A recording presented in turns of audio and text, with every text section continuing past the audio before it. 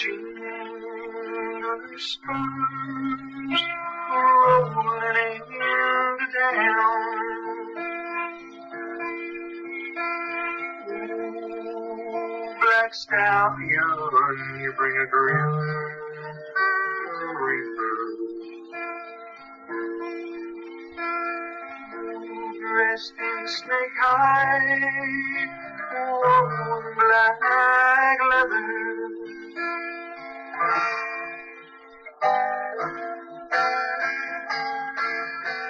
From behind fleshy veneer, a gasping soul appears, born innocent, bloody and mild, fate's toy, destiny's child, beams of light find, an empty, bewildered mind. Where am I? Who am I?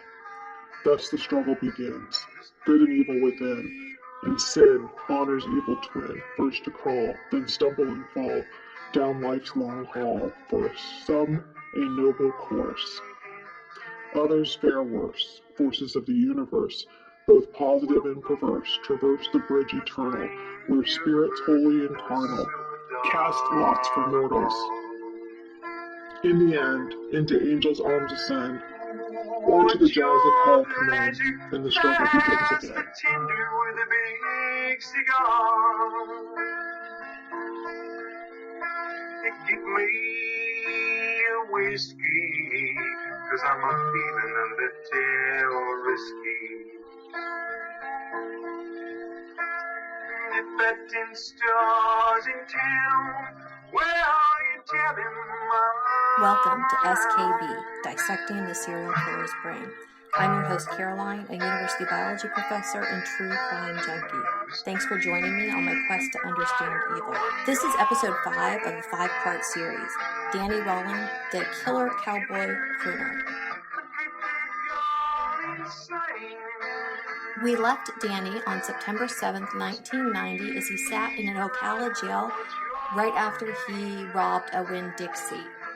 So Danny Rawlings is sitting in jail in Ocala awaiting trial for the robbery at the Winn-Dixie. That robbery was just 7 days following the last murder in Gainesville. Over the course of this 7 days, a task force had been put together in Gainesville to try to solve these Gainesville murders, because it was a terrifying time. It was just as the semester was supposed to start. So many, huge percentage of students did not return to campus right after the last murder occurred. A lot of them never returned to campus. So Gainesville was very interested in solving these murders very, very quickly. On October 16th, 1990, Special Agent Wayne Porter of the FBI, he provided the Gainesville Task Force a VICAP report with 8 unsolved murders of females, and it indicated that 2 murders had similarities, but there was one murder that was incredibly similar to the Gainesville murders. But before we talk about that, what is VICAP? Well, VICAP is a program that was developed by, like a database program, that was developed by the FBI at Quantico, and it stands for Violent Criminal Apprehension Program. This way, law enforcement agencies throughout the country can help each other in solving violent crimes that have gone unsolved. There was a murder that had happened in Shreveport, a triple murder in Shreveport, Louisiana. November 4th, 1989. The murder of Tom Grissom, Julia Grissom, and her nephew Sean Grissom. And the way that Julia had been murdered and posed, in addition to the fact that Julia had been the murderer Danny had cleaned her genital area, that was very similar to some of the Gainesville murders. The task force got another tip. On November 5th, 1990, a woman named Cindy Dobbins called in an anonymous tip about Danny Rawlings. In this clip, Cindy Dobbins, the one that called in the tip, she talks a little bit about why she called. Danny had kept showing up over the last few months dressed like Rambo. I mean, the boots, the whole 9 yards. One evening, he called Steve in the backyard, and he told Steve, Steve, I really need to talk to somebody. I'm a bad guy. And Stephen goes, what do you mean you're a bad guy? We're all bad people. He goes, no, Stephen, for real. I'm a bad guy. I like to stick knives in people. She says, what? He goes, no, I really do. I like to stick knives in people. That's when Stephen told me, no more. Danny had to go.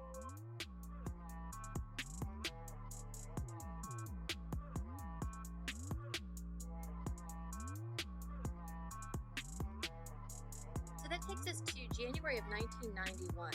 By this point, police had begun to think that the Grissom murders in Shreveport and the Gainesville murders might be connected. And even though the FBI had sent over the VICAP report in October, the investigators on the task force hadn't really looked very closely at that VICAP report until that January.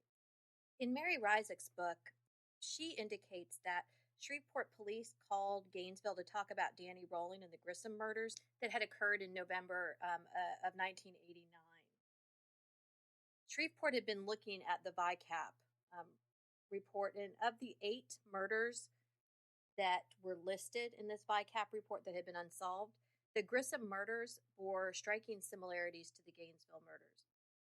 One of those murders that bore some similarity that came out in the VICAM report to the Gainesville murders was that of Sherry Paricio. She was murdered in 1989 near Big Pine Key in Florida. But in 2004, a man named Charlie Brandt was tied to her murder, so that was not Danny Rolling. On January 11th, Ocala police called Gainesville to let them know that Danny Rolling had passed through Gainesville in August and he'd stolen a car. It was then that the task force learned that Danny had grown up in Shreveport. When the Shreveport detective called the Ocala jail where Danny was being held for grand theft auto, the Shreveport detective mentioned that Rolling was wanted for the attempted murder of his father, James Rolling. And they also mentioned the Grissom case, indicating that there were some similarities. Both Julie and the women that had been murdered in Gainesville, were pretty dark-haired girls. There was the same kind of technical know-how where the offender cleaned the victim's genitals with detergent to mask any genetic material that he might leave. I want to take a break here from the story just for a moment to talk a little bit about DNA and its use in the courtroom or use in legal cases. The structure of DNA was discovered in 1953 by scientists Watson Crick and Rosalind Franklin. So 1953, we're talking that's within my mother's lifetime, right? So to those of you that are under the age of 20, that seems like a very long time, but in the grand scheme of things, it really isn't. So the structure of DNA was discovered in 1953. Well, by the 1960s, they were using DNA material, like a type of DNA, in order to determine paternity. And this particular DNA testing they were doing, it's called HLA typing, and you may see that or hear that in older cases. But HLA is human leukocyte antigen. So human leukocyte, human, right? Leukocyte is a type of white blood cell that's part of the immune system. And an antigen, so I'm going to break that word down, antigen is antibody generating. So it's part of the immune system. Well, apparently the human leukocyte antigen is highly polymorphic, which means that there's lots and lots of different alleles for it. And an allele is, so each gene you have that codes for a specific trait, you get one allele from your mother and one allele from your father. So alleles are just one form or variation of a particular gene. So let's use the example of earlobes. There are 2 alleles for earlobes.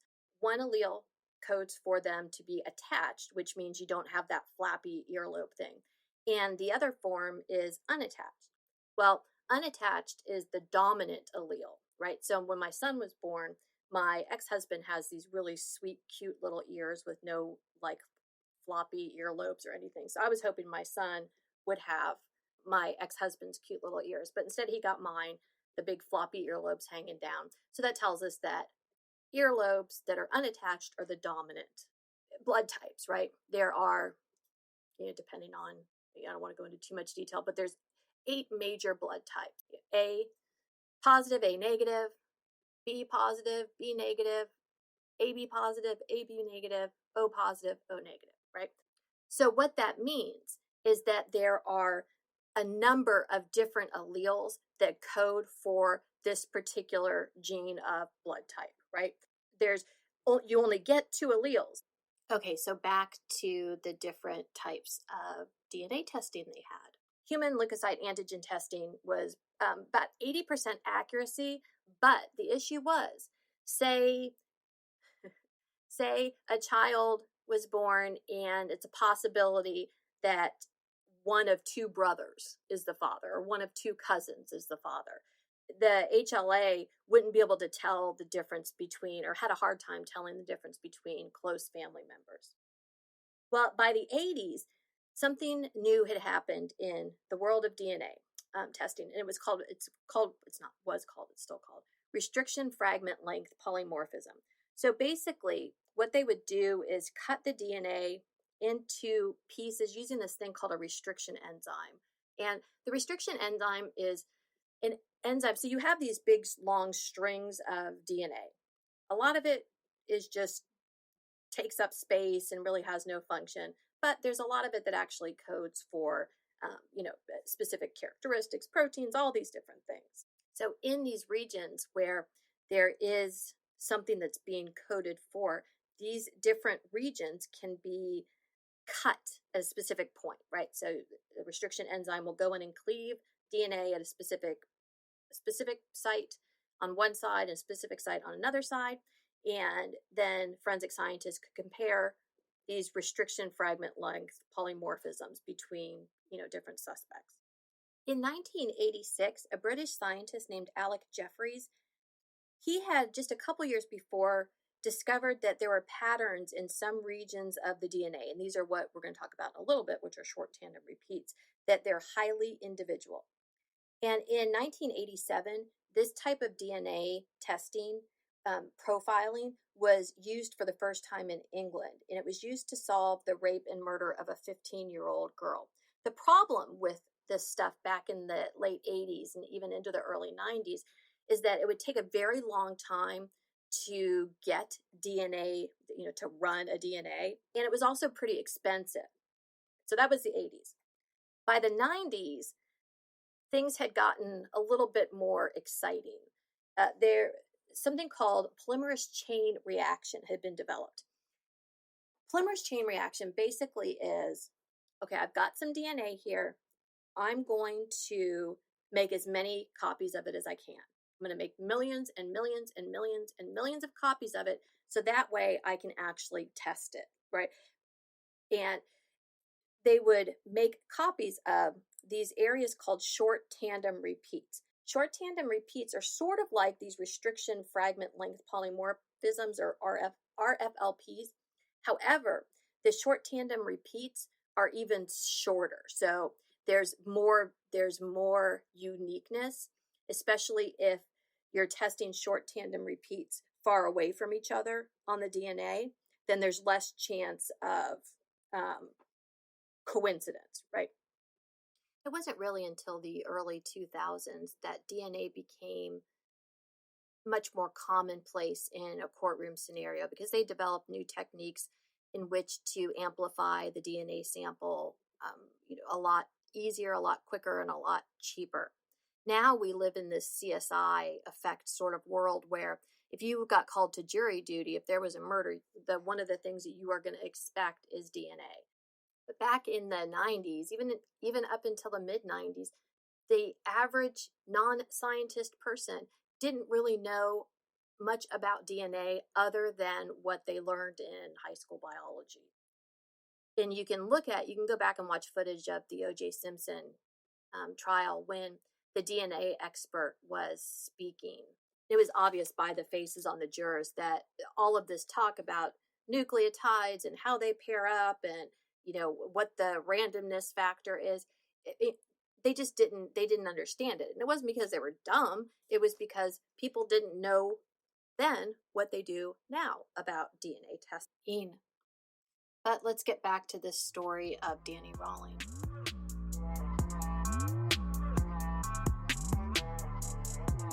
If you're listening to this true crime podcast, then you already know that most women who are murdered by somebody they know. A 2016 study by Violence Policy Center indicated that only about 7% of female murder victims are killed by strangers.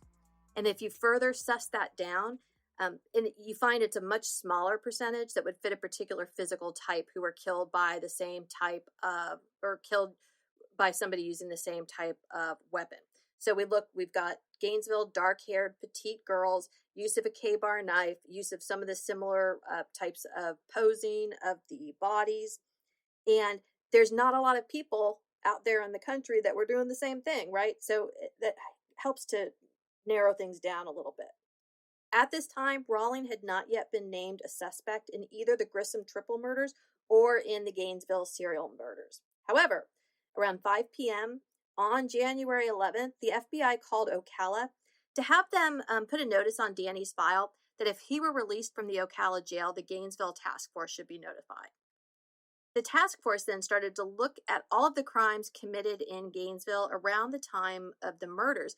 And one of these crimes was a bank robbery. And that was the bank robbery that Danny did and left the money behind at the campsite. So the task force was looking at some of these crimes, especially at this bank robbery. A few things jumped out at them. One, that the bank robbery was still unsolved.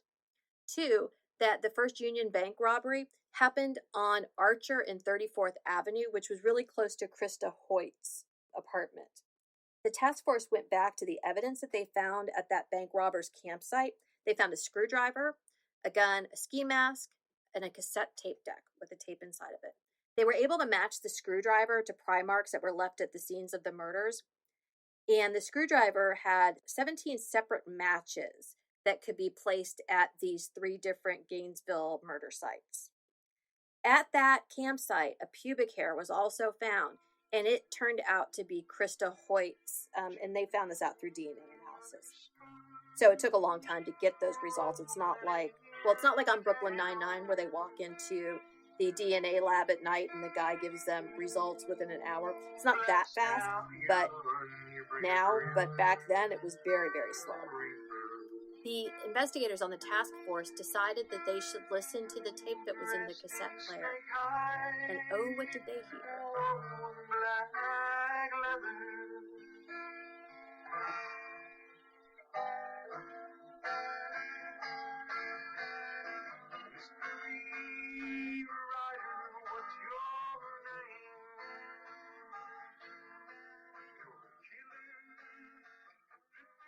I suppose, I don't know what people think anymore.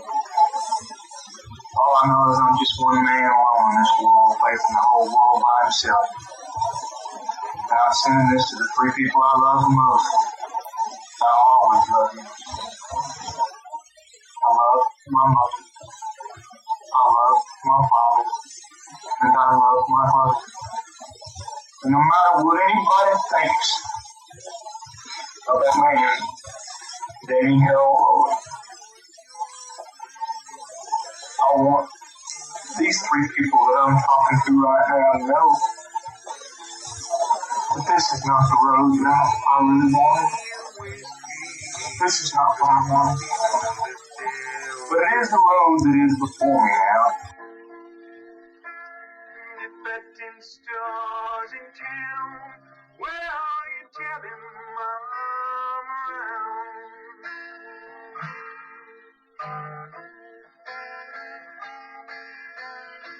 Mystery writer, what's your name?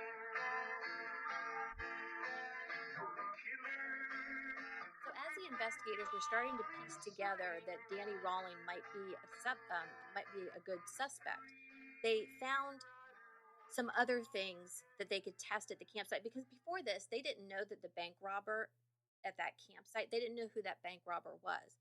Well, Danny left behind his cassette tape deck, and he talked on that, right? I've played a bunch of it. So he's talking, and the investigators listened to the cassette tape that they found at that campsite, and it's there that they got his name, Danny Rawling. So they thought, okay, bank robbery near Krista's. One of Krista's pubic hairs was found at the campsite. This has to be their guy. So Danny was now the prime suspect. but they needed to get biological samples from him in order to compare it to the evidence left at the crime scenes. By January 22nd, 1991, police decided they needed to start to interview some of Danny Rawlings' friends and family. So on that day, an old detective buddy of James's asked James and Claudia to come in and talk to them about Danny. Once they were in the interrogation room, the Rawlings were told that Danny was the chief suspect in the Gainesville murders, but they didn't believe it. On January 23rd, 1991, James and Claudia were interviewed separately. Claudia actually had to sneak out of the house in order to go be interviewed because, James wouldn't allow her to do anything. Anyway, according to Claudia, there was a long history of mental illness in James's family, and this included schizophrenia. On January 24th, 1991, Florida investigators went to speak with Danny's brother, Kevin, and Kevin tells them that Danny was suicidal and wanted to die.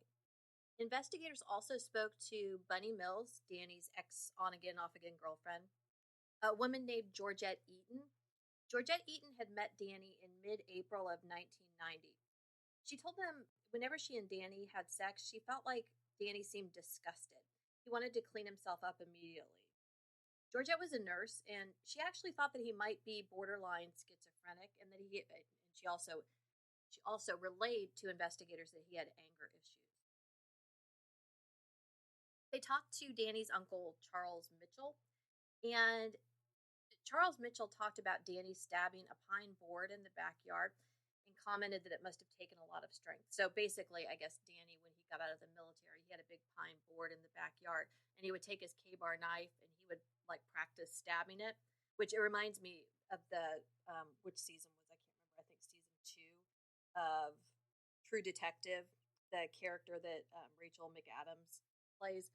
She's in her apartment, stabbing at that piece of wood. That's what I imagined Danny was doing, although I'm sure she looked much better.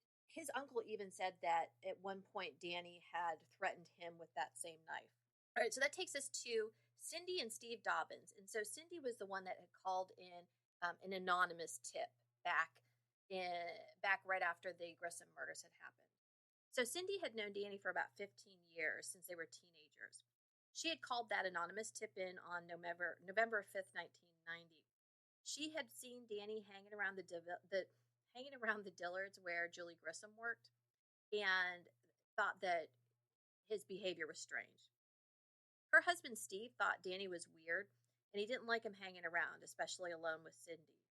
Steve thought that Danny was actually afraid of women. On January 26th, 1991, the Gainesville Task Force requested everything from Danny's cell.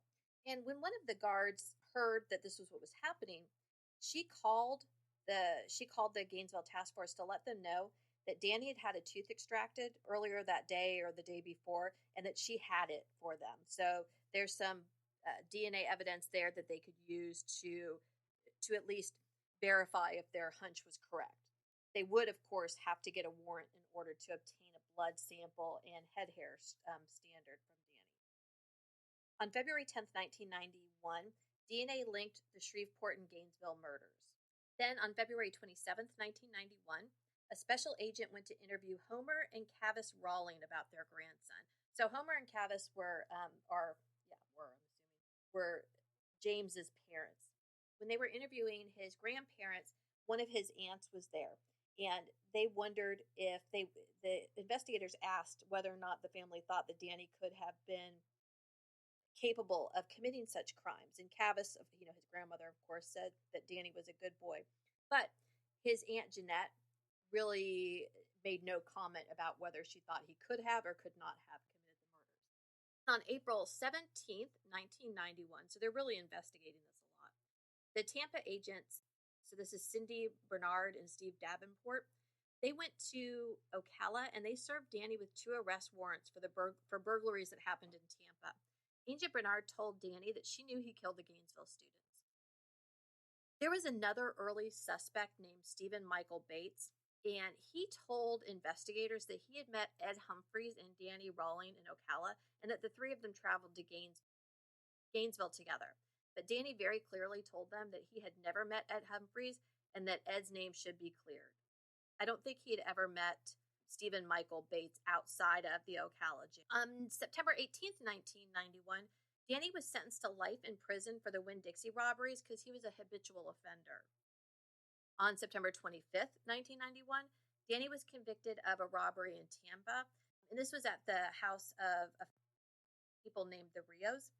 He stole a watch in their Mustang. On October 4th, 1991, Danny was convicted of the Boss burglary, and this is where he stole a bicycle. On October 10th, 1991, Danny was convicted of stealing a camera and some other items from the Lawrence household on September 1st, 1990. October 18th, 1991, Danny was sentenced to 3 life sentences plus 170 years for the Tampa crimes. Okay, so he's already, by October 18th of 1991, he is going to spend the rest of his life in prison.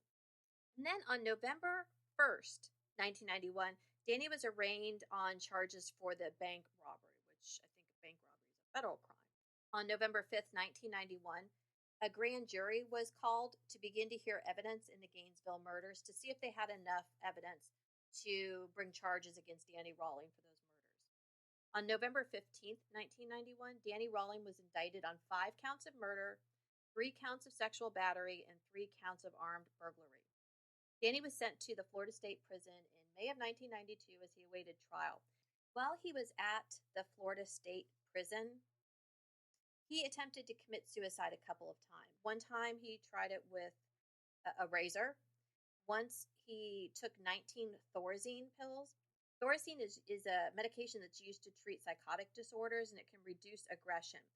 Think about the scenes in One Flew Over the Cuckoo's Nest when they're all lining up their medication. They just kind of shuffle and then stand, shuffle and then stand like they're total zombies, right? That's what Thorazine does. I mean, that's of course a gross over-exaggeration of it. And once Danny even tried to hang himself. He got sent to Chattahoochee Mental Hospital, which is just northwest of Tallahassee. One of the roles of the doctors at Chattahoochee was to determine whether or not Danny or any other offender is competent for execution.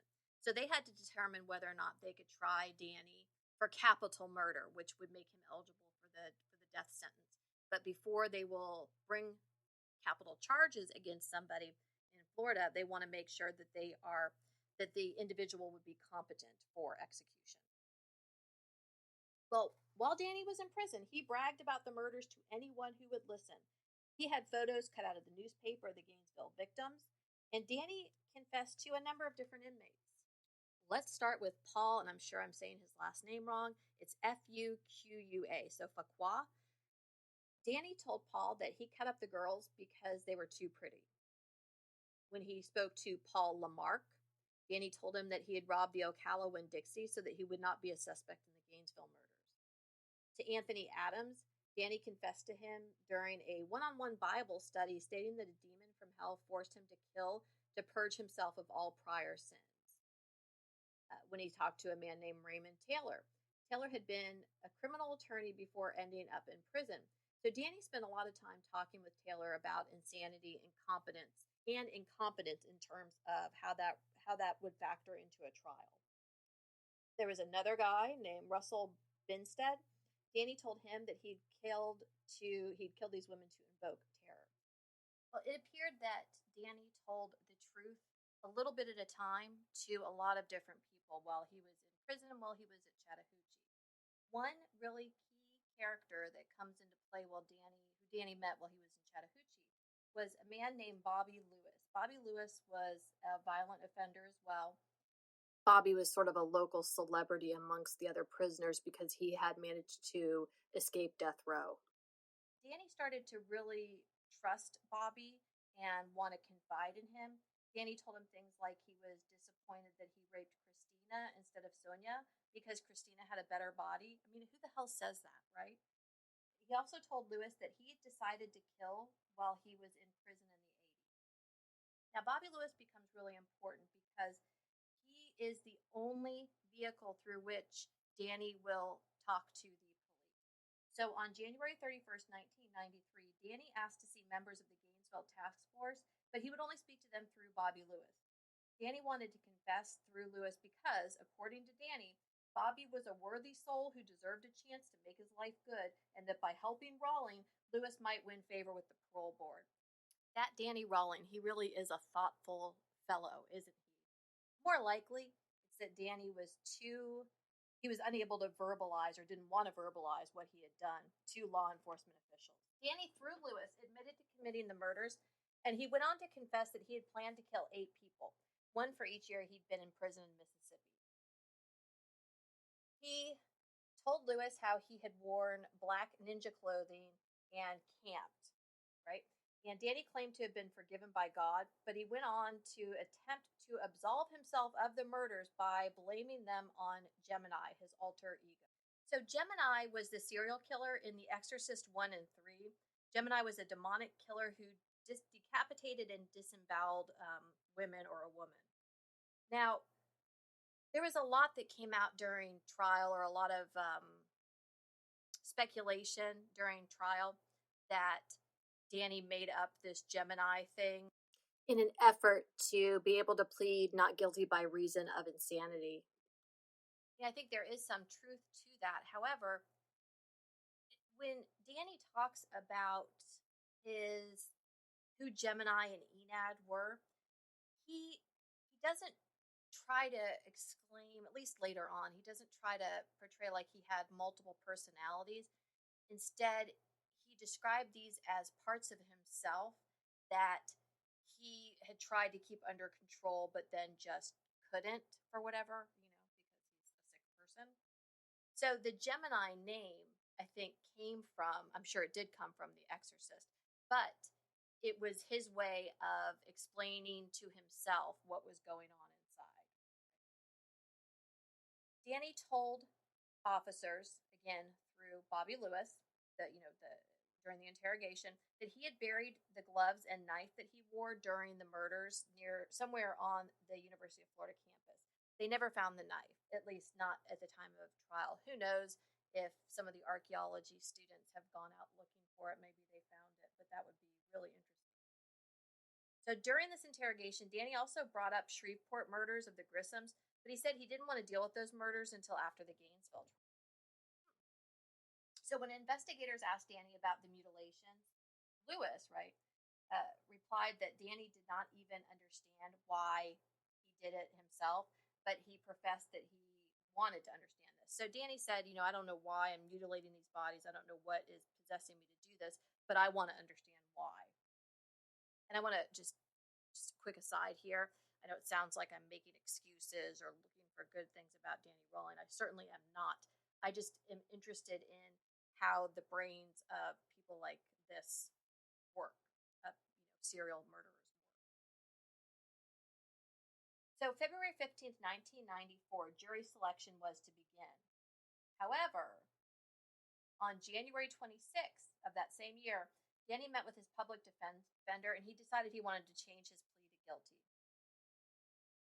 His lawyer, C. Richard Parker, tried to convince Danny to go to trial because he thought they could present mitigating factors to a jury that might allow him to avoid the death penalty. But Danny said nope. And on February 10th, 1994, he signed a 3-page plea form. Then on February 15th, 1994, Danny officially changed his plea to guilty on all counts. Danny said, quote, "Guilty, Your Honor," end quote. And then he followed with, quote, "Your Honor, I've been running from one thing and then another all my life, whether from problems at home or with the law, from myself. But there are certain things you just can't run from, this being one of those," end quote. So because Danny had pled guilty, that means that the jury selection would be to determine what his penalty would be. So by the 9th day of jury selection, a 12-panel jury was picked out consisting of 9 women, 3 men, and then the 10th day, they picked 4 alternatives, 2 men, 2 women. The jury was tasked with weighing the aggravating factors and the mitigating factors, right? So aggravating factors are the things that make the crime so much worse. Mitigating factors are the things that might have get a jury or a judge to take sympathy or have some empathy for the criminal because it explains reasons why their behavior may have occurred. So the aggravating factors crimes were cold-blooded and premeditated. The crimes were committed during sexual battery. They were particularly heinous, atrocious, and cruel. The offender had a prior history of felonies. The crimes were committed for the purpose of escaping detection or avoiding arrest. And then mitigating factors they had to consider were whether or not the perpetrator suffered from mental illness at the time of the crime, whether the crimes committed, if they were committed under extreme stress, if the perpetrator of the crime grew up in an abusive household, if the perpetrator had a history of drugs or alcohol abuse, or if the perpetrator showed remorse. Opening statements began on March 7th, 1994. The prosecution was arguing for the death penalty, and the defense was arguing against the death penalty because of mitigating factors. Mitigating factors in Rawlings' childhood, like abuse, drug and alcohol abuse, those sorts of things. The prosecution would call a number of witnesses. One of them was a man named Russell Binstead. He testified that he met Danny in July of 1992 while they were both on the psych ward. He said that Danny was crying because he was being harassed and called names, and he wanted people to leave him alone. Danny also told Russell that he knew God had forgiven him for his crimes. And Binstead told Danny he should fake a suicide attempt, that he could stay in the psych ward at the prison instead of having to go into general population. By February of 1993, Danny had started to share details of the murders with Binstead. He described stabbing his victims with the K-bar, how it went through like butter and came out like butter, and how he stabbed through bone. Danny told him that he forced Christina Powell to perform oral sex on him and that she complained about the pain when he was raping her. Danny told him that he was on cocaine and drunk when he committed the murders. And he also started telling Russell Binstead that he had been visited by demons, and he described a time when a demon went up the wall around a curtain, and it brought in cold air with it. He really thought that Danny believed in these demons. And then the last thing that Binstead testified to was that Danny said he was Enad when he robbed people and Gemini when he killed. Bobby Lewis, he was the only one that Danny would admit any of this stuff through. Bobby Lewis told the jury that Danny had told him that the women he raped were alive for a fairly long time before he killed them. The prosecution also called expert witnesses, one of which was an expert in tool mark evidence. And this person testified that the tool mark evidence at the crime scenes matched the screwdriver that was found at Danny's campsite. The bras and other clothing that were found at the campsite and of the girls, his murder victims that were still left behind, the bras and other clothing showed tearing and or cut marks so that it could be removed from the front. So that basically meant that the girls were likely tied up.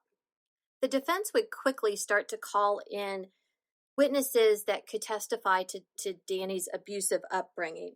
The first person that they called was Claudia Rawling, Danny's mother. She testified about the abuse that Danny witnessed and about the abuse that Danny suffered as a child. And she described how in his early adulthood, he had so much trouble with everything. And she talked about the Air Force, his divorce, him going to jail. She also talked about how much he tried to get his father to love him. She also went on to describe that the last time Danny had been home, he looked completely different. His demeanor was hard and his voice was unrecognizable. But then, just like that, she said that he changed back to the Danny that she knew. Claudia asked him what had happened, and he told her that there was another person who had like a part of him. Claudia went on to talk about Danny's family's history of mental illness. She told the jury that James had witnessed his grandfather slit his grandmother's throat from ear to ear. So no wonder this man was not very nice. Not that it excuses anything that any of these people did, but goodness gracious, I can't even imagine witnessing such a horrible thing and witnessing it being done to your grandmother.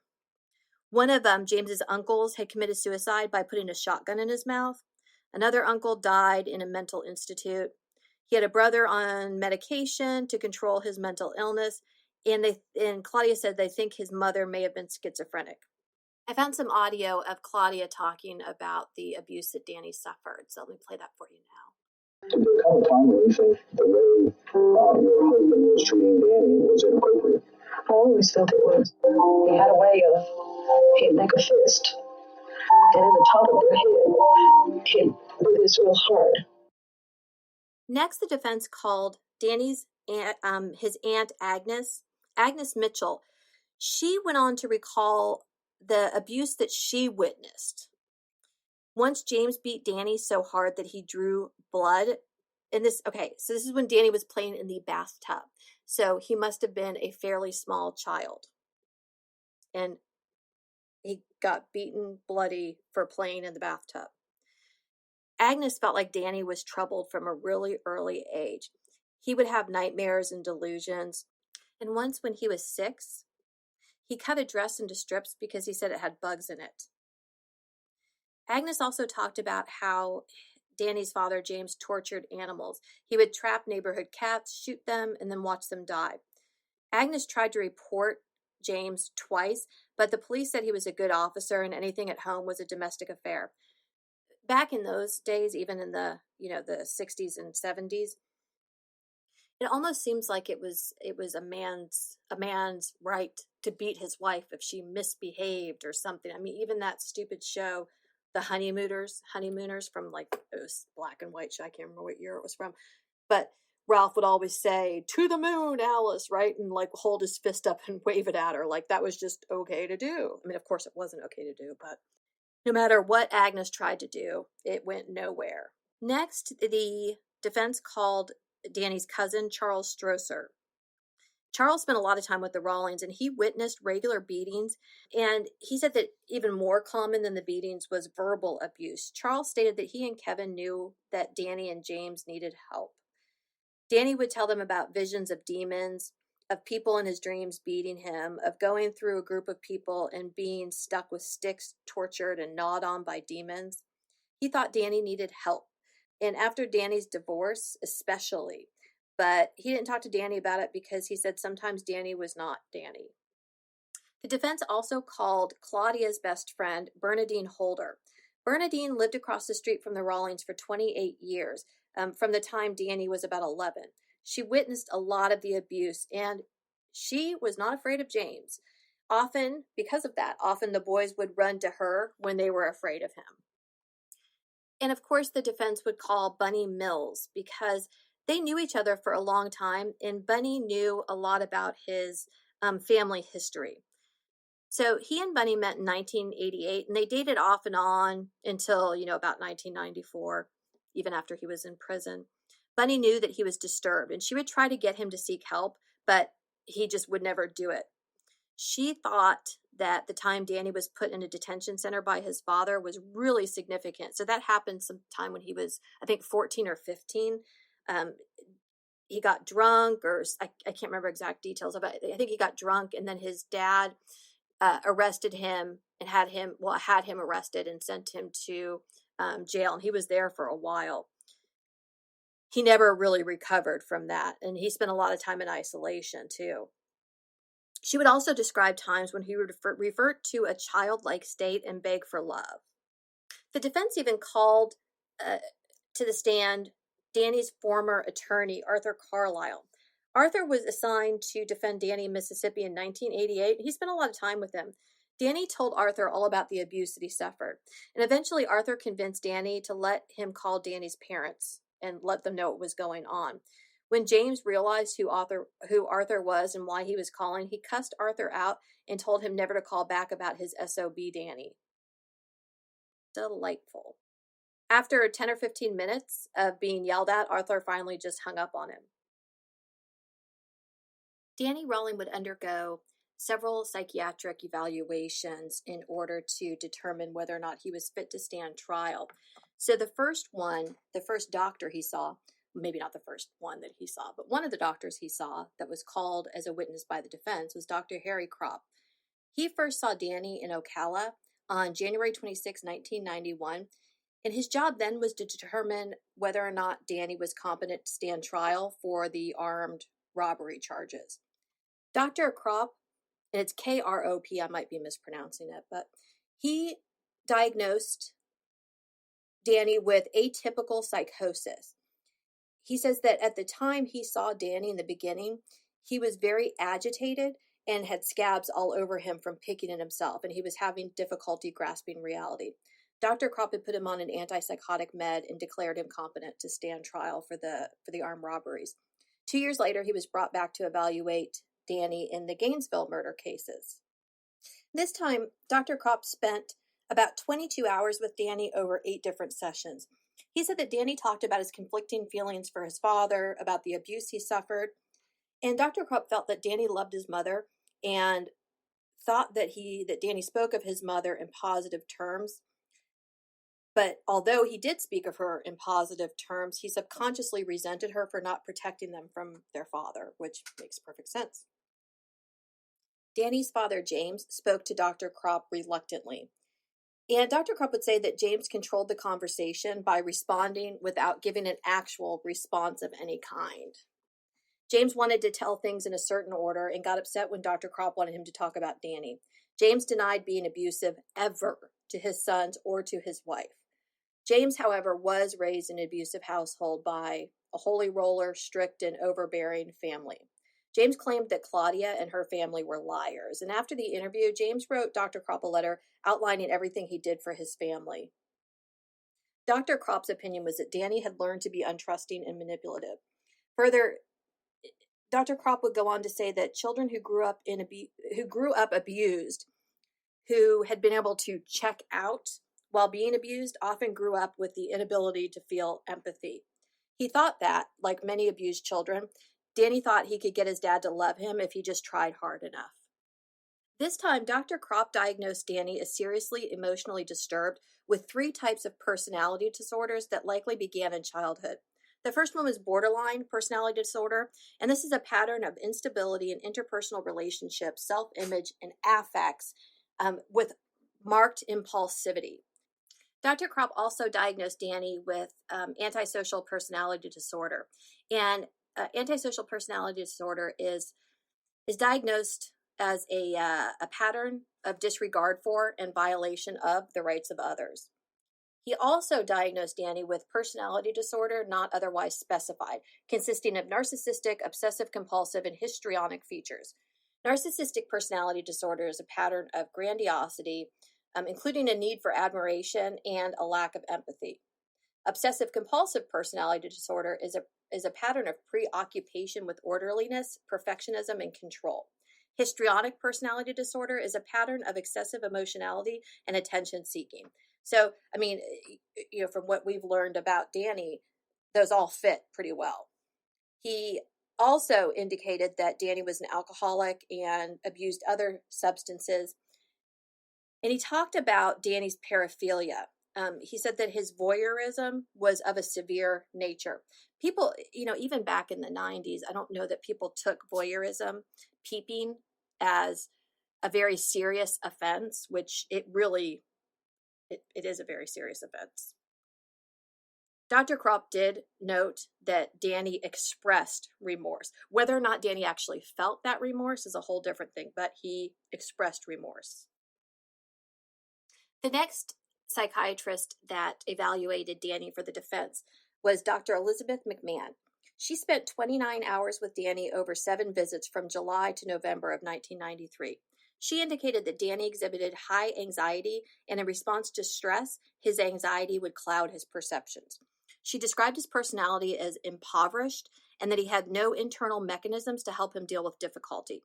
He used all of his resources every day just to navigate daily activities. That sounds exhausting. He was also emotionally inexperienced. The emotions that he did display, although superficially appropriate, were not his true emotions. He apparently, a lot of times psychopaths and sociopaths are able to learn what responses are expected of them so that they can fake them. She went on to say that he had poor emotional controls. His defense mechanism was to shut down and become inflexible. When his repressed emotions are expressed, it is in an uncontrolled way. He was immature and extremely impaired in terms of his ability to feel empathy. He had repressed hostility and internal anger to the point of rage. He was depressed most of the time. He had feelings of inadequacy, hopelessness, and insecurity. He had an unmet need for affection and dependency. He was unrealistic and grandiose in his self-appraisal. Dr. McMahon would diagnose Danny with borderline personality disorder with antisocial features. She also said that he displayed features of histrionic, narcissistic, and dependent personality disorders. And so we talked about histrionic and narcissistic. Dependent personality disorder is a pattern of submissive and clinging behavior related to an excessive need to be taken care of. So that really fits that really fits the stories of Danny almost reverting to a childlike state and begging for love. She also diagnosed Danny with dissociative disorder, possession syndrome. And possession form identities and dissociative identity disorder typically manifest as behaviors that appear as if a spirit, a supernatural being, or outside person is taking control, such that the individual begins speaking or acting in a distinctly different manner. She also diagnosed him with paraphilia, voyeurism, and with an identity disorder. She said that the long-term abuse Danny suffered led to a sense of paranoia and distrust. When Dr. McMahon asked if there was anything that would have prevented these crimes from happening, Danny responded that as if his mother had left his father and if he had received psychiatric care, he may not have become the monster that he became. Dr. McMahon's opinion was that Danny was suffering from borderline personality disorder to a severe degree at the time of the offenses, and his ability to conform to the law was significantly impaired. The defense called one more psychiatrist to testify about Danny's mental health issues. Dr. Robert Sadoff spent a total of 8.5 hours with Danny over 2 days. He found Danny to be charming, interesting, and cooperative. He said Danny was also intrusive and overly personal, which is indicative of attachment issues, which would make sense since, Danny probably had some major attachment issues because of the way he was treated in those early days. Dr. Sadoff would also say that it seemed that Danny would get lost in thought or that he would dissociate. He diagnosed Danny with borderline personality disorder and said it was the most severe case he had seen. He also diagnosed Danny with personality disorder not otherwise specified, which included obsessive compulsive disorder, antisocial disorder, histrionic, narcissistic, paranoid personality disorder, substance abuse, and a paraphilia voyeurism. He also diagnosed Danny with paranoid personality disorder, and this is a pattern of distrust and suspiciousness such that others' motives are interpreted as malevolent. The state would also have Danny evaluated, and the first witness that the state called was Dr. Sidney Marin, and Sidney Marin evaluated Danny for competency in 1991. He spent about an hour with Danny. Danny said that God was pulling the strings, said that he felt like God sometimes, and it felt like cold water rushing over him on a very hot day. He described hearing voices that were like black smoke. Now, Dr. Marin diagnosed Danny with schizotypal personality disorder. And what this is a pattern of acute discomfort in close relationships, cognitive or perceptual distortions, and eccentricities of behavior. Marin sent his teaching assistants in to administer tests to Danny a couple of times. Before Marin testified in the Gainesville murders, he reviewed all the depositions, police reports, Danny's taped statements, and taped interviews with Drs. Kropp and McMahon. Dr. Marin would diagnose Danny with antisocial personality disorder. Marin felt that Danny was antisocial, not borderline, and he said because his behavior, he felt like this because Danny's behavior was sadistic. Marin also diagnosed Danny as histrionic, narcissistic, dependent, obsessive compulsive. Marin felt that Danny was not under extreme emotional or mental distress at the time of the crimes, and he understood right from wrong. One of the tests that Dr. Marin had administered to Danny was the Minnesota Multiphasic Personality Inventory, or the MMPI. Now, the scores for Danny are as follows. Danny had elevated numbers on 3 of the subscales measured, and these subscales were the psychopathic deviant, paranoia, and schizophrenia. So the psychopathic deviant measures general social maladjustment in the absence of strongly pleasant experiences. These items on this scale tap into complaints about family and authority figures in general, self-alienation, social alienation, and boredom. The paranoia scale primarily measures interpersonal sensitivity, moral self-righteousness, and suspiciousness. Some of the items used to score this scale are clearly psychotic in that they acknowledge the existence of paranoid or delusional thoughts. And then finally, the schizophrenia scale measures bizarre thoughts, peculiar perceptions, social alienation, poor familiar relationships, difficulties in concentrating and impulse control, lack of deep interest, disturbing question of self-worth and self-identity, and sexual difficulties. So there are 4 validity scales that measure the attitude and approach to the test, and 2 of these were of note in Danny. Danny scored high on the F scale, which Marin stated indicates distress. The F scale, and the F does not stand for anything, although it is mistakenly sometimes referred to as the infrequency or frequency scale. But the F scale is intended to detect unusual or atypical ways of answering test items, like if a person were to randomly fill out the test. It taps a number of strange thoughts, peculiar experiences, feelings of isolation and alienation, and a number of unlikely or contradictory beliefs, expectations, and self-descriptions. If a person answers too many of the F and the FB scale items incorrectly or not honestly, it will invalidate the entire test. Danny scored very low on this K scale. Marin felt that normally this score would indicate a cry for help, but in Danny's case, he thought it indicated very poor self-esteem. The K scale is designed to identify psychopathology in people who otherwise would have profiles within the normal range. It measures self-control and family and interpersonal relationships, and people who score high on this scale are often seen as being defensive. So Danny scored very low. Marin went out and saw The Exorcist 3 because he had not seen that before, and apparently this became a big deal during the trial because they were trying to say that Danny was malingering and just made up Gemini based on the movie. So Marin went and saw The Exorcist 3, and he found it interesting that Gemini in the movie had lost the tips of his fingers like Danny had, and that there was a portrait on the wall that looked like Danny. Now, I sat down to watch The Exorcist 3 to see if I could find this picture on the wall that looked like Danny, but I got through about 10 minutes of it, and it's just too scary. I know I can talk about serial killers cutting the heads off people, but I can't watch scary movies. Marin didn't think that Danny was malingering, but instead that the Gemini character gave Danny a way to mystically explain his bad self. Marin didn't find that Danny's voyeurism was compulsive, which that I don't know how that could be true, because I think voyeurism in general, that sort of peeping Tom, is compulsive. Marin also discussed Danny's visions of demons, those sorts of things, as hypnagogic episodes, images a person sees while in the state between sleep and wakefulness. So that lines up with sleep paralysis. It's that state in between but in sleep paralysis, instead of being able to get up and move, you cannot move at all.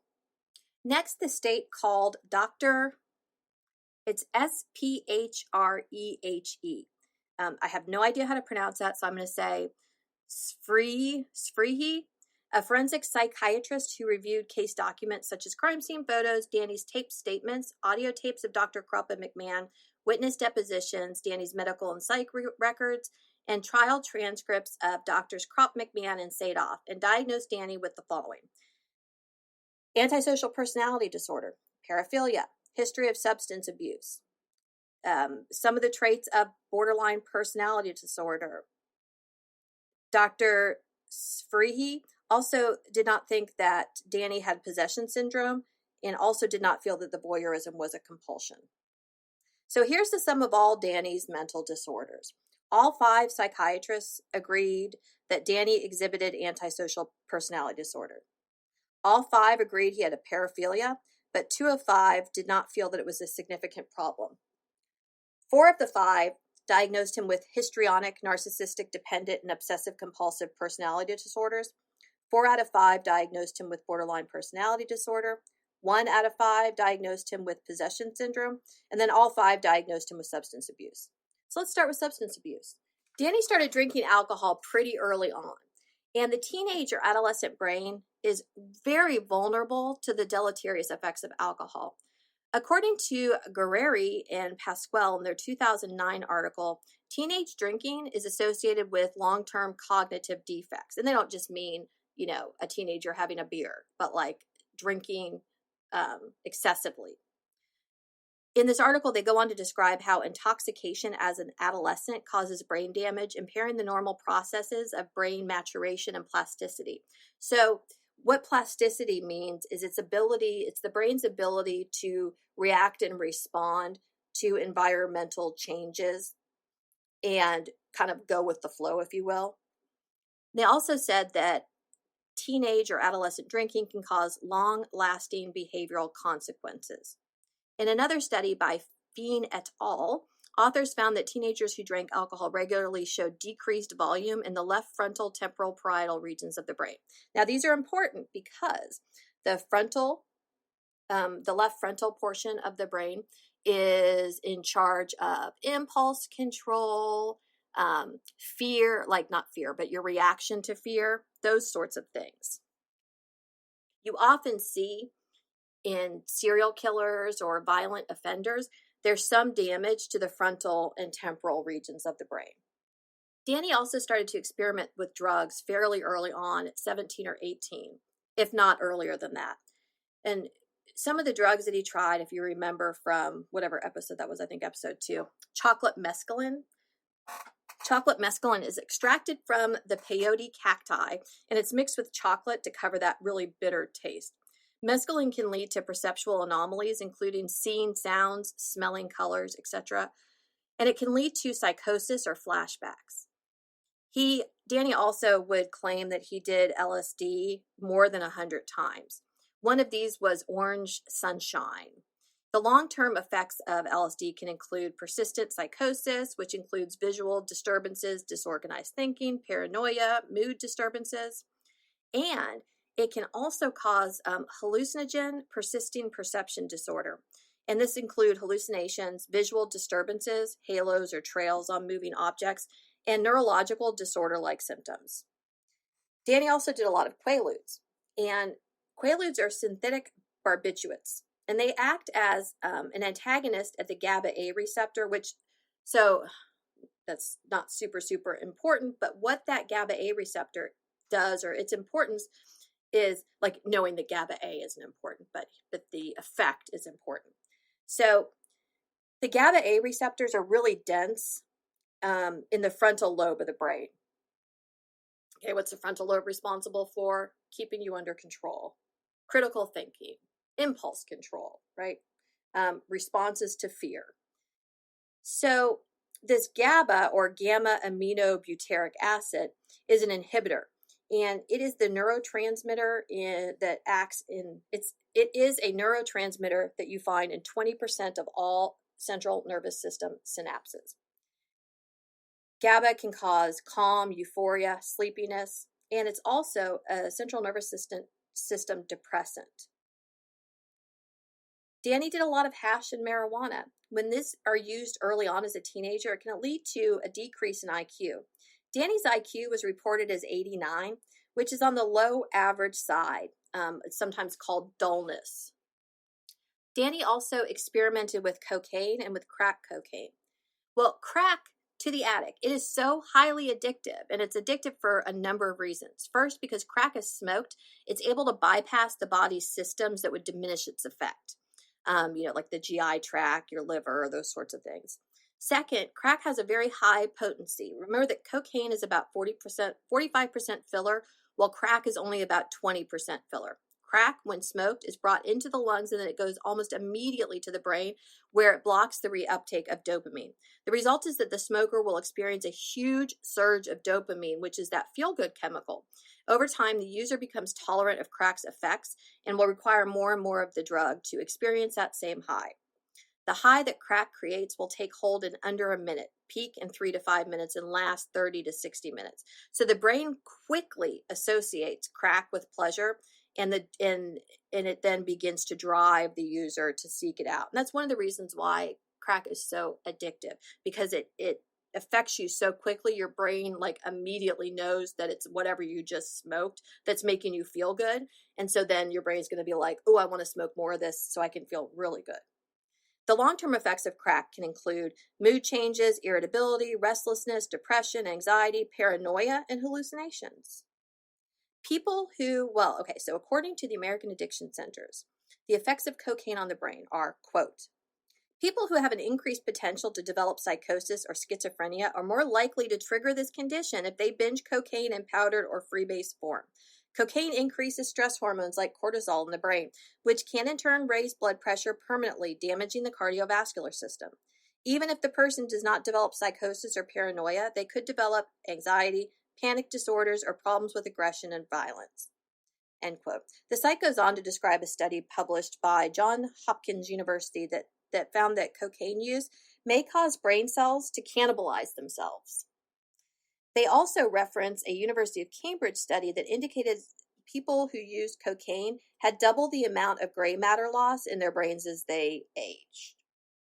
And gray matter is it's important because it's mostly the cell bodies of neurons and dendrites. So the gray matter is going to be densely packed, and you find gray matter in the brain and in the spinal cord.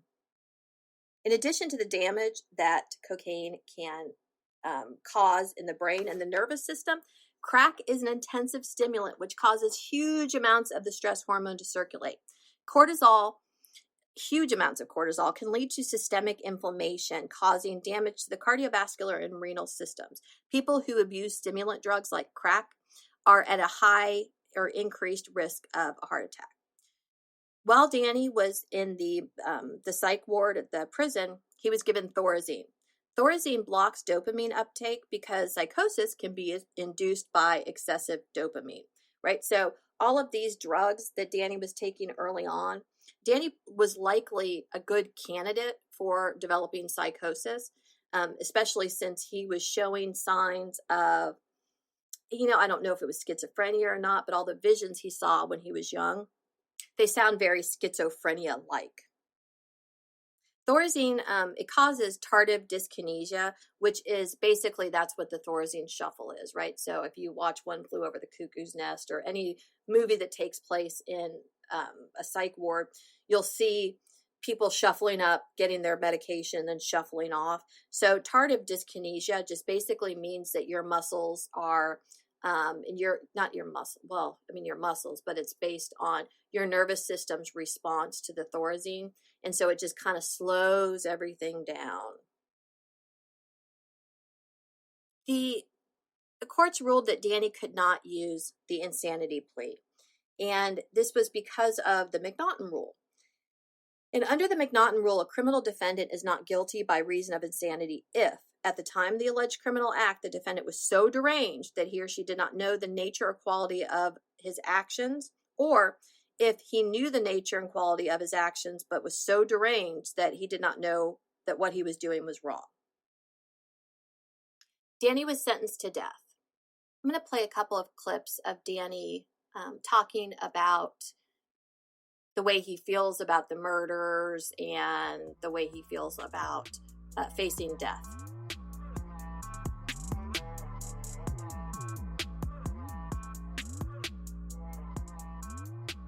I let my guard down. I let the evil in. The evil just took over. And it was like when the sun would go down, I couldn't resist it. It just pulled me like a tidal wave. And in the day, when the morning would come up, it was just like I would hate myself. It was like, my God, what have I become? There was just no turning back. And I think that there's a war going on. And I think that war is in a dimension that you can't really see with your naked eye, between the forces of good and evil, angels and devils, if you will. And they prey on us. Good Lord only knows, man, this time next year I'm liable to be dead. And I can't even argue that it probably wouldn't be a justful thing. But does that mean I don't want to live? No, I want to live. I want forgiveness, but I can't ask them for that. They don't want to hear anything from me. And can you blame them? I can't blame them. I can't blame them for wanting me to be dead.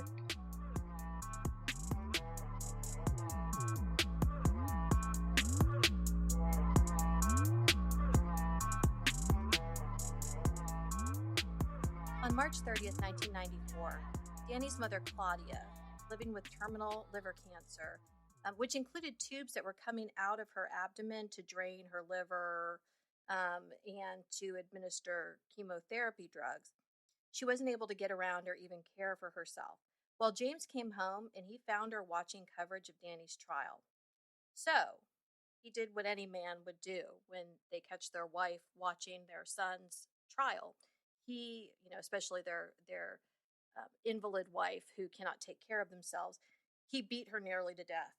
He even pulled out her tubes, but thankfully he was arrested for this. He was charged with assault, and when he was released, he filed for divorce. I mean, he was a real piece of work, huh? On April 20th, 1994, the judge confirmed Danny's death sentences. While Danny was in prison, he fell in love with a woman named Sandra London, and she was the co-author of the book, The Making of a Serial Killer, The True Story of the Gainesville Ripper. She was the co-author with Danny on that book. Many people question what Sandra's motives were in falling in love, air quotes, right, that you can't see, falling in love with Danny while he was on death row for murdering people. And Danny always took up for her. In this next clip, Danny's talking to a reporter and he reads a statement about how wonderful Sandra is. At this time, I feel it necessary to comment on the blatant statements Mr. James H. Williams has made concerning Sandra London, Bobby Lewis, prison authorities, and myself. I'm compelled to bring this matter into the light because Williams has caused undue pain and problems for those mentioned, and on his own tried to muddy the waters and hinder the investigation in progress. Number one, Miss London and myself have been corresponding for almost a year now. Regardless of what Williams has said, Miss London is of the highest caliber, sincere and honest, a woman of extraordinary talents. If I were her, I would sue Williams for slander and defamation of character. She did not deserve the things he said or what the Gainesville Sun printed about her. It's just not so. I do not know Williams' reason to do such a vicious thing. It was totally unmerited or called for. I think Williams has left himself subject to be charged with criminal mischief and or obstruction of justice. Number two, Sandra London is a colorful and bright woman, intelligent, talented, and it's a shame the way the media has bashed her as of late. She hasn't done anything to deserve that. Sandra is a worthy soul who only tries to bring the very best out of all she does. Number three, Sandra London did not seek me out. I inquired her services because I had seen some of her work, namely a screenplay under the title of Redbone about the dramatic story of Bobby Lewis's escape from death row, which would impress anyone. And so I wanted her to do my story. Sandra London is not, I repeat, not using me, period. No one is using me. I don't care what her previous lawyer, Chet Dillinger, said about her. Can you imagine that? Her own lawyer sold her up the river. If I was a client of his, I think I'd find somebody else to represent me for fear that one day Chet Dillinger would have something publicly to say about me. Over the past 180 days, Sandra and myself have tried by protocol and through proper channels to get her approved to visit me. And she was allowed to visit me behind the glass once.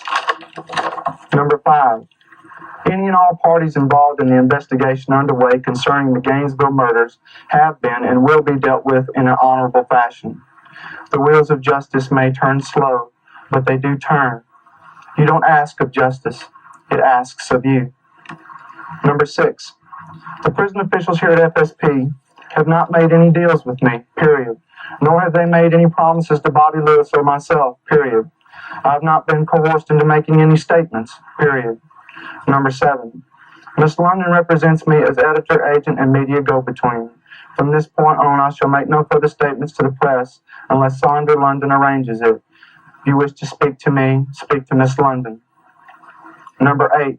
Any further statements you wish at this time, please consult my lawyers, Mr. Richard Parker or Johnny Kearns, who are excellent lawyers for the defense and very capable of answering any other questions. I have nothing further to say. Thank you and good day. In fact, Danny loved Sandra so much that he sang to her. I recall the day I first saw you. I reached out to say I love you, but it was hard to say. I couldn't touch you. So tell me, baby, what were my words? All my tears run together. Down the path you choose to follow. So tell me, baby, what were my words? All my tears run together. What were my words? All my tears run together, baby, just like rain.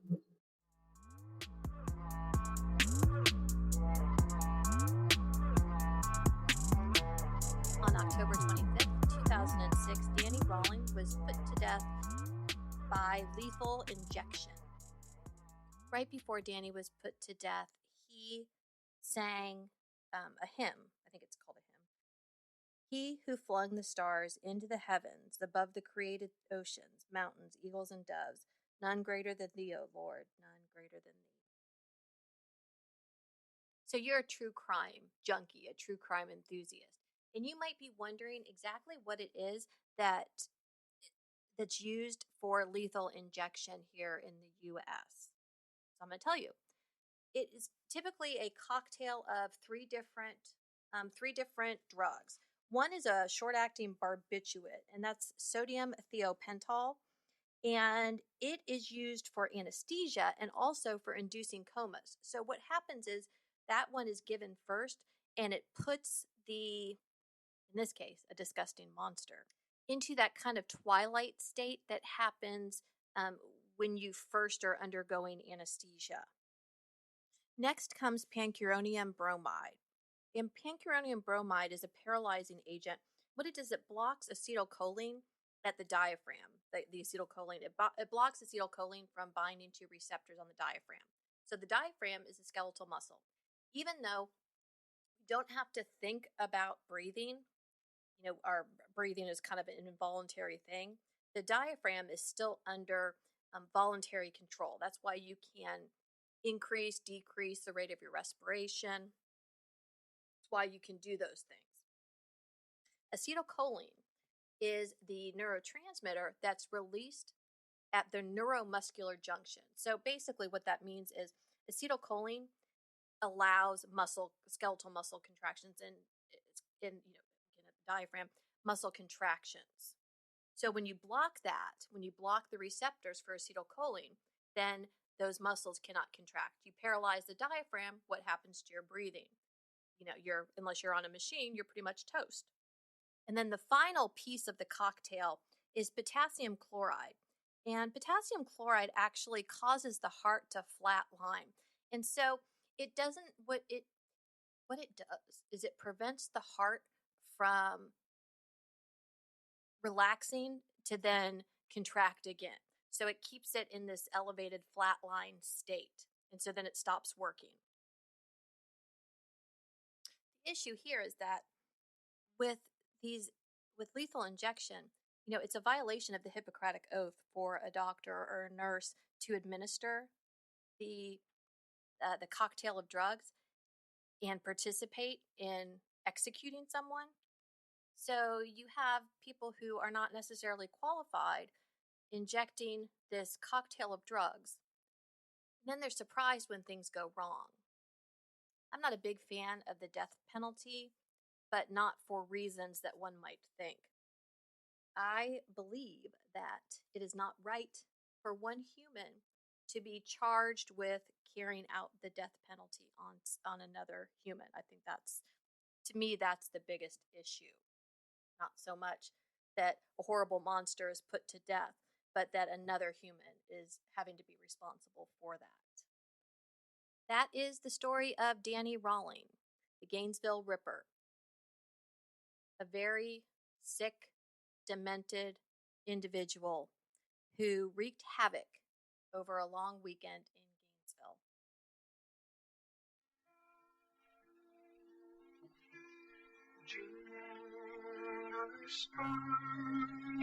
Rolling into town.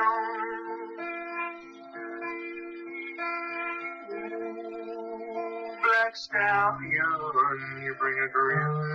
Follow SKB on most of your social media platforms at SKBpod, or visit the website at www.skbpod.com for more information about the show and also the blog. If you're enjoying SKB, please take a moment to give it a 5-star review and subscribe on whatever your favorite podcatcher is. I'll be back soon with another series about another serial killing monster. Until next time, this has been Caroline, SKB. If you're interested in having a copy of the Rawling tape, I paid like $100 for it so I could use it in this, but I'm happy to send you zip files of it for free if you're interested. If you want it, I'm happy to share it. You can email me at Caroline Rivera, which is RIVERA108@gmail.com, and I'm happily send you a zip file. All right, take care until next time. Hopefully it'll be within the next month or so. I'll have the next series started.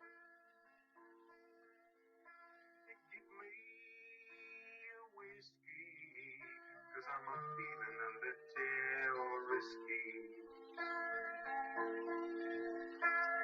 If that 10 stars in town, well, you tell him I'm around.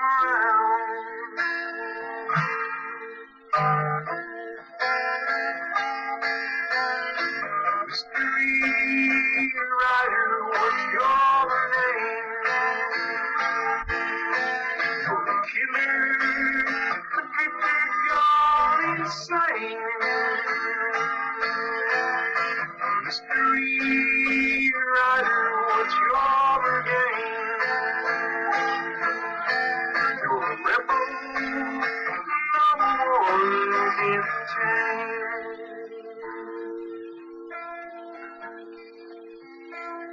Out on a windy, lonely street,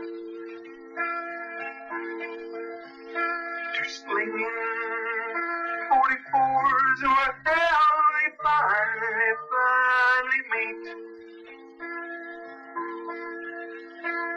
Fast as lightning, the two well they draw.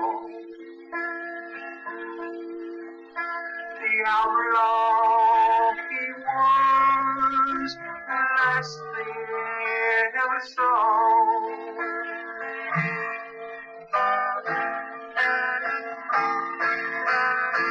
Mystery writer, what's your name? You're a killer, drifter, gone insane.